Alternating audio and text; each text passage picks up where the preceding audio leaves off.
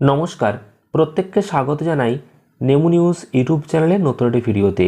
পশ্চিমবঙ্গ রাজ্য সরকারি কর্মচারীদের জন্য রয়েছে একটি গুরুত্বপূর্ণ খবর।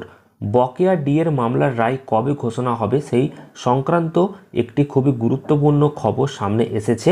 কবে নাগাদ ডিএ মামলার রায় প্রকাশিত হবে, তো সেই গুরুত্বপূর্ণ একটা তারিখ কিন্তু আমরা পেয়েছি। তো সেই গুরুত্বপূর্ণ তারিখটা আজকের এই ভিডিওতে জানাবো। অর্থাৎ পশ্চিমবঙ্গ রাজ্য সরকারি কর্মীদের দীর্ঘদিনের যে বকেয়া ডিএ, সেই বকেয়া ডিএর যে মামলার রায় সেটা কবে ঘোষণা হতে পারে সেই সংক্রান্ত একটা তারিখ আমাদের সামনে এসেছে এবং সেই তারিখটা আজকের এই ভিডিওতে বিস্তারিতভাবে আলোচনা করব। অবশ্যই মনোযোগ সহকারে ভিডিওটি শেষ পর্যন্ত দেখবেন। তার আগে এই ভিডিওটিকে লাইক করুন এবং পরবর্তী আপডেটগুলো পেতে চ্যানেলটিকে সাবস্ক্রাইব করে পাশের বেল আইকনে অল প্রেস করে রাখুন।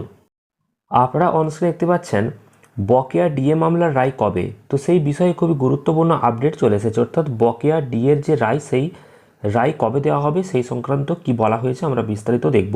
দেখুন, বলা হচ্ছে পশ্চিমবঙ্গ রাজ্য সরকারি কর্মচারীদের দীর্ঘদিনের বকেয়া ডিএ মামলার রায় কবে ঘোষণা হবে তা নিয়ে জল্পনার অবসান হতে চলেছে।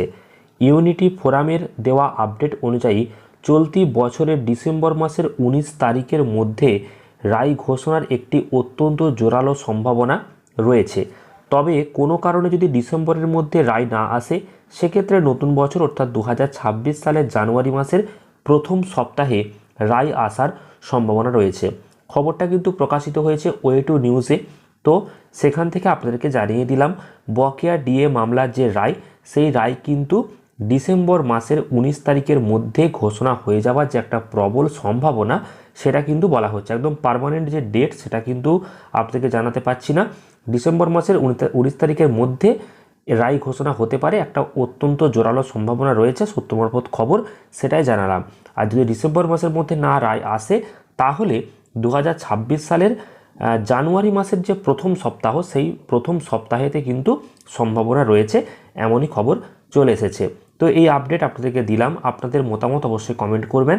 আর পরবর্তী গুরুত্বপূর্ণ খবরগুলো পেতে অবশ্যই চ্যানেলটিকে সাবস্ক্রাইব করে পাশের বেল আইকনে অল প্রেস করে রাখবেন। ধন্যবাদ।